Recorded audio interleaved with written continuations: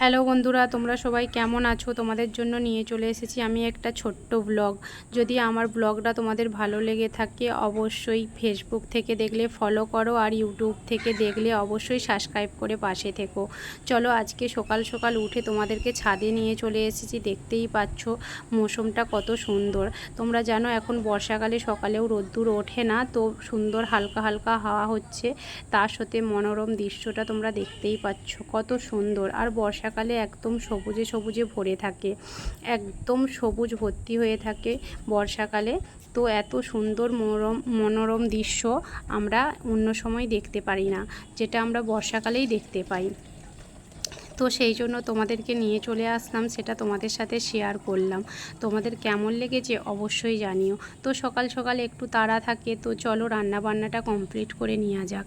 তো সকালবেলা কি হবে, ঝিঙে পোস্ত হবে, লাউ ডাঁটার ঝোল, আর চিচিঙে ভাজা, আলু বেগুন ভাতে।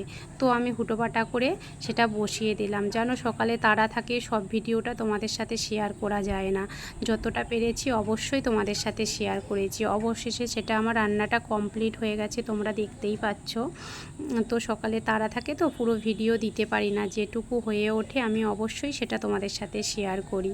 তো রান্নাবান্না কমপ্লিট হয়ে গেছে, ছেলেরা স্কুলে চলে গেছে, স্নান টান করে আমরা খেতে বসে পড়েছি। চলো খাওয়াটা একবার দেখে নিই।